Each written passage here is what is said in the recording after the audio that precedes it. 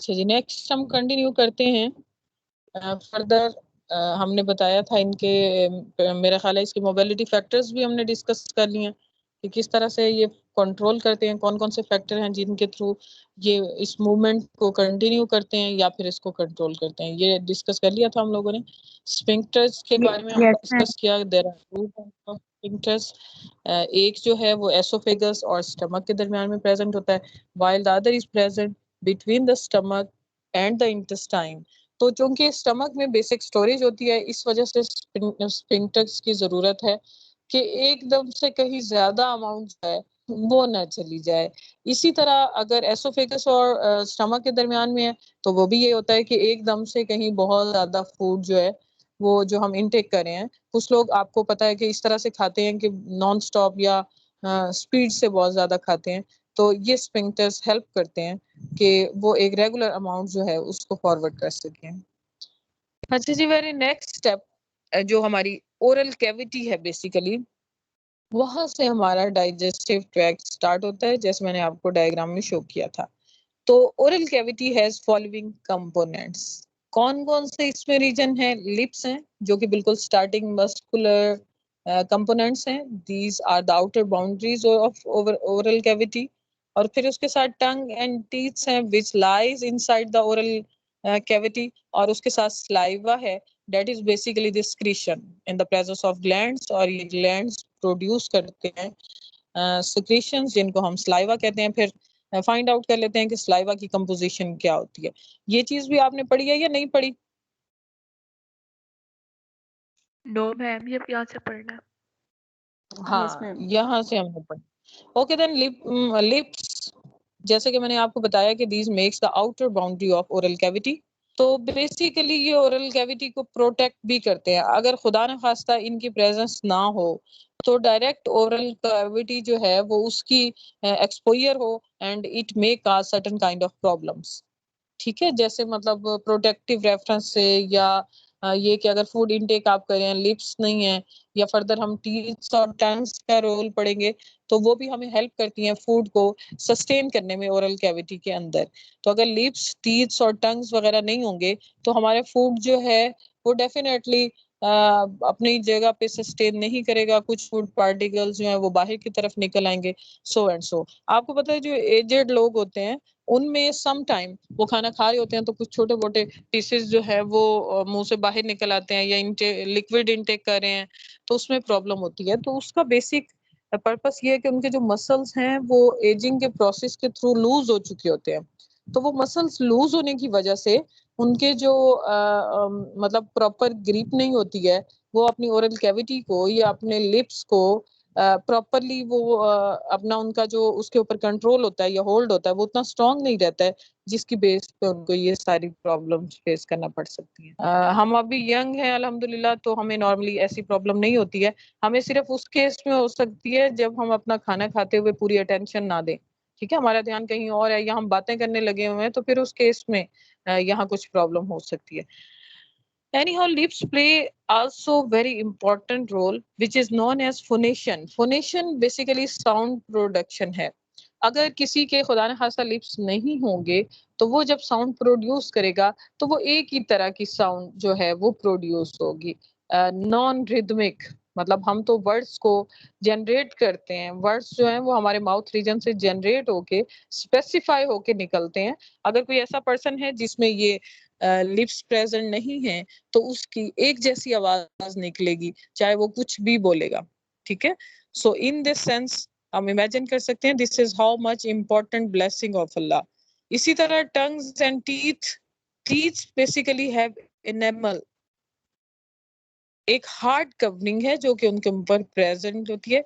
Jaws and teeth exert strong forces mechanically to grind the food and to convert them from the larger pieces towards the smaller pieces. तो basically teeths का ये function है कि वो grind करने में help करती हैं।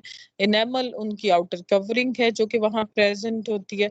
और इनके जो टंग है वो आप सोचेंगे मस्कुलर असिस्टेंट है टीथ्स का, वो फूड को या जो हमारे फूड पार्टिकल्स हैं उनको स्क्रॉल करके सेंट्रलाइज करता है ओरल कैविटी के अंदर, ताकि प्रॉपर वे में वो डाइजेस्ट हो चुके।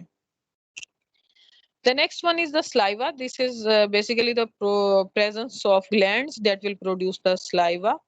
ये एक वाटरी फ्लूइड है जो कि ओरल कैविटी के अंदर स्क्रीट होता रहता है। अब इसकी भी अपनी स्पेसिफिक कंपोजिशन है।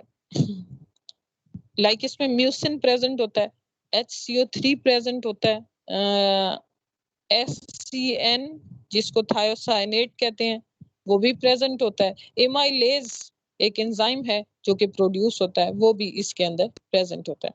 म्यूसिन का अगर हम फंक्शन देखें तो ये इंजेस्टेड फूड को बोलस का नाम देता है, यानी कि उसको मॉइस्ट कर देता है और उसको बोलस में कन्वर्ट कर देता है, सॉफ्ट करता है, इसको फोल्डेबल करता है, इसको मॉइस्ट करता है और इसको बोलस का नाम देता है। HCO3 play very important role of buffer. Buffer क्या होता है? जो पीएच को मेंटेन रखता है।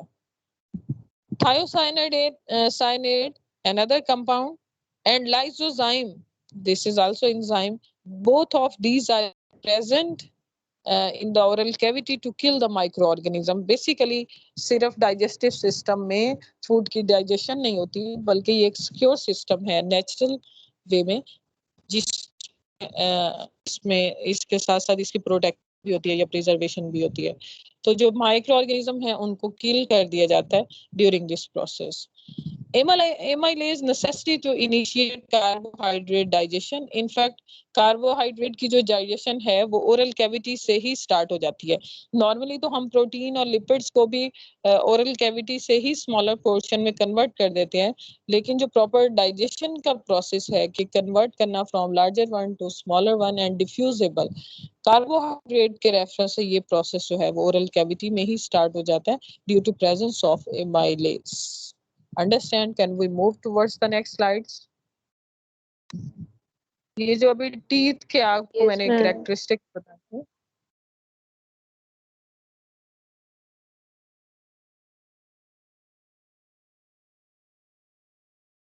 ये इंटरनेट से अगर कनेक्ट ना हो तो ये समटाइम इमेज जो है वो भी डिस्प्ले यहाँ से डिस्प्ले नहीं हो रहे होते प्रॉपर।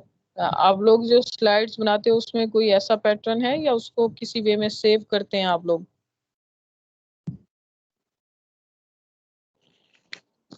मैम हमने आज तक स्लाइड्स नहीं बनाई अभी तक। आप लोगों ने अभी तक स्लाइड्स भी नहीं बनाई? No ma'am. आपको कभी कोई ऐसा काम भी नहीं मिला? No ma'am. Very good. अच्छा, कभी खुद से ट्राई किया?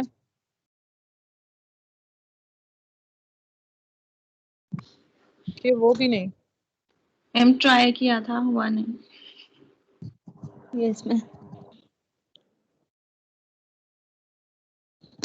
लीजिए जी, ये टीथ का स्ट्रक्चर है। This is basically regarding the human teeth, और इसमें आप थोड़ा सा मैं कर्सर के थ्रू जब इसके ऊपर कर्सर मूव करूंगी तो आपको आइडिया हो जाएगा। ये पीछे इंसाइजर्स हैं बिल्कुल स्टार्ट वाले। अब आपको ये समझ नहीं आ रहा होगा ये किस साइड पे है। बेसिकली ये जो इंसाइजर्स हैं ये फ्रंटल साइड है, तो ये पीछे मोलर और प्री मोलर और मोलर की तरफ लेके आए हैं। तो जो दाढ़ होती है ये उस रीजन का उन्होंने पूरा एक एक्सरे आपको दिखाया हुआ है कि इसका इंटरनल क्या सेक्शनिंग होती है।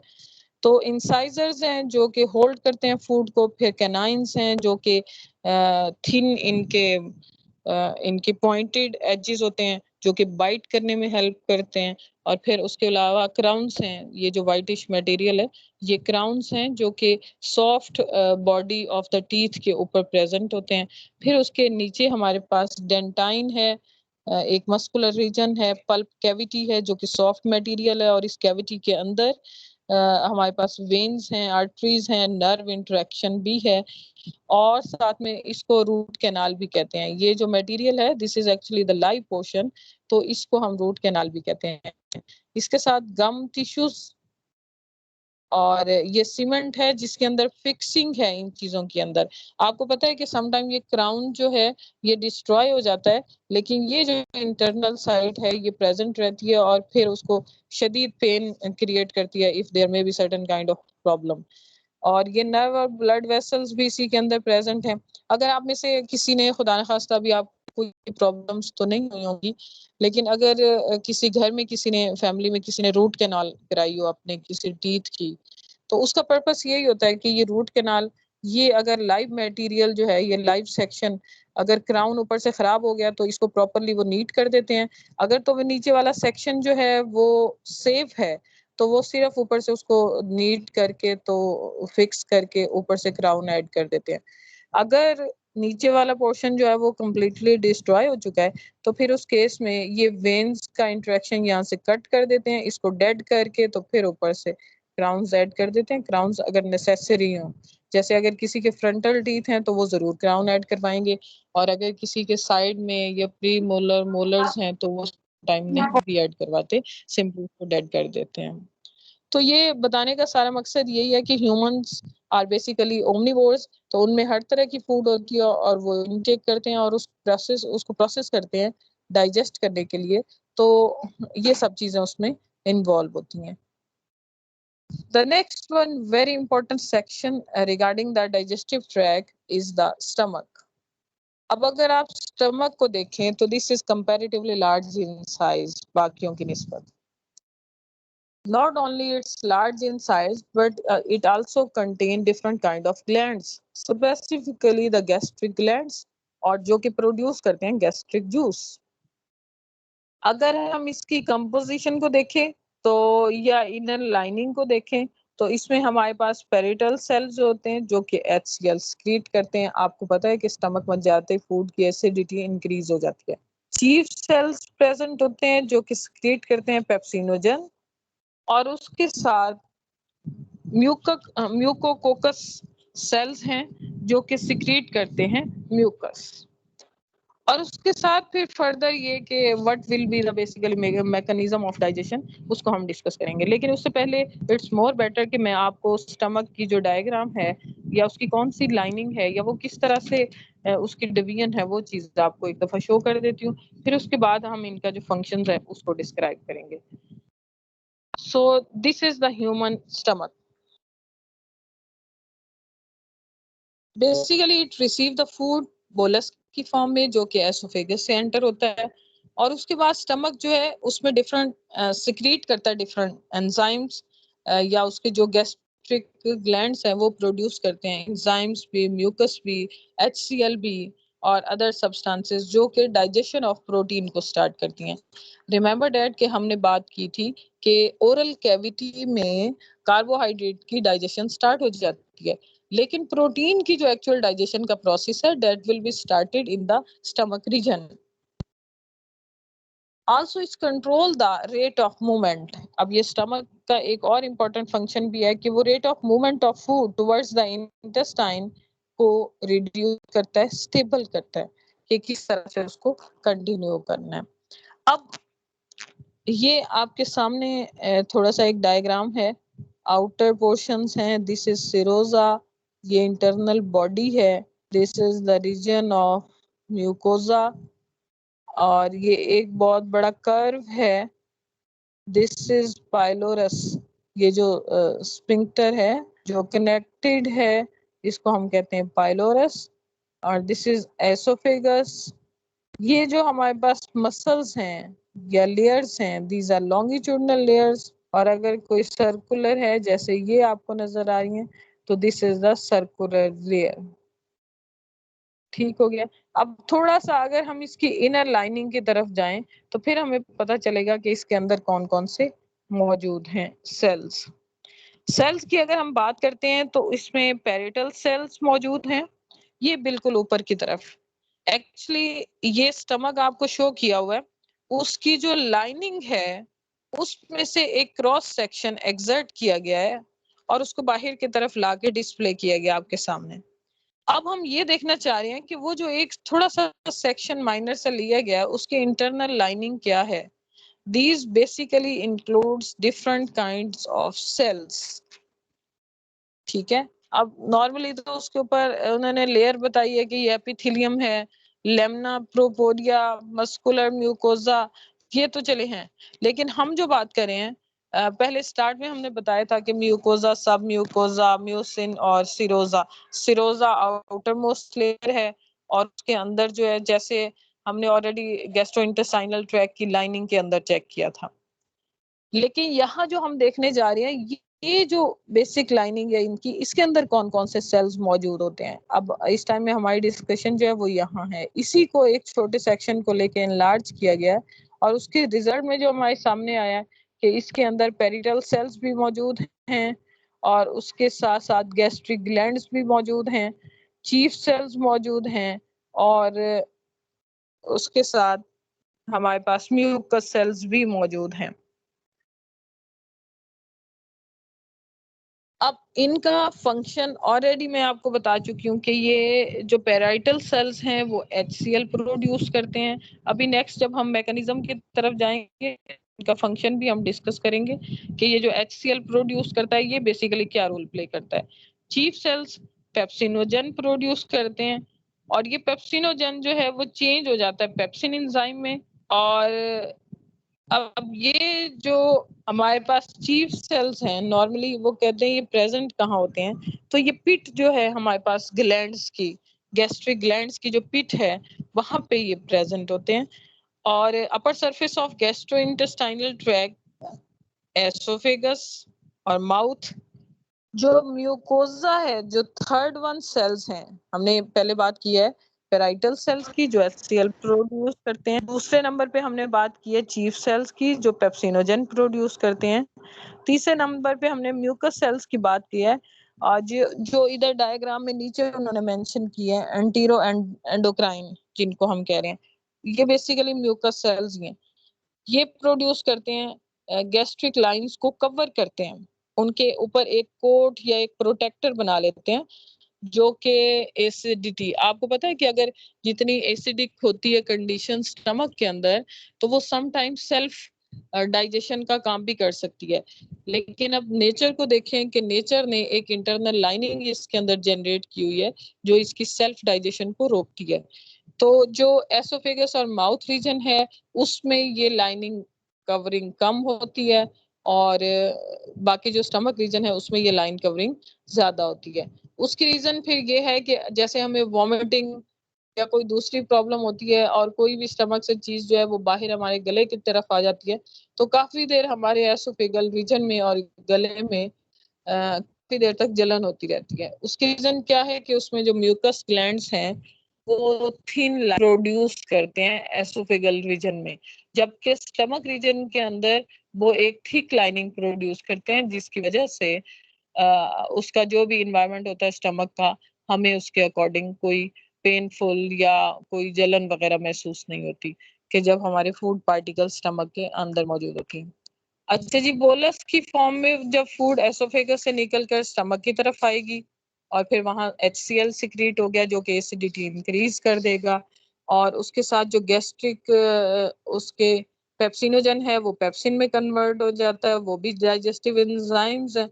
So therefore the pepsin, mucus and HCl mix with the food or pepsins break the protein, so the digestion of the protein will be take place in this region which is known as the stomach, and it forms the liquid mass called the chyme that will be moved from the stomach towards the intestine.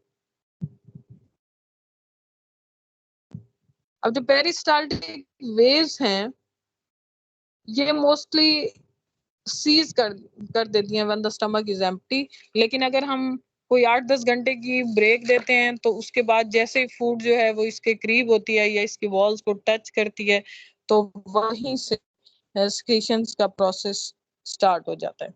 तो basic जो हमारे stomach का function है वो यही है कि preservation कैसे करते हैं, उसकी एसिडिक कंडीशन प्रोड्यूस हो जाती है लेकिन बफर वहां मौजूद है जो कि उसको मेंटेन करता है स्पेसिफिक पीएच को। उसके बाद हमारे पास गैस्ट्रिक सेल्स हैं, पेराइटल सेल्स हैं, म्यूकस सेल्स हैं, ये सारे सेल डिफरेंट फंक्शन परफॉर्म करते हैं during the digestion in the stomach.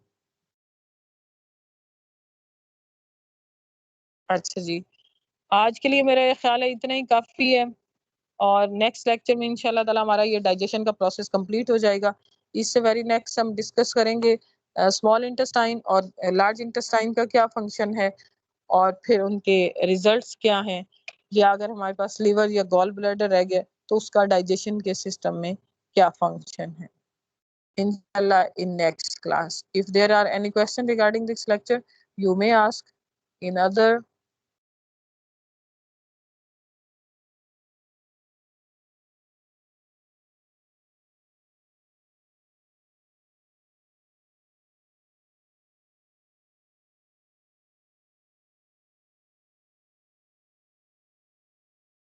If there is no any question,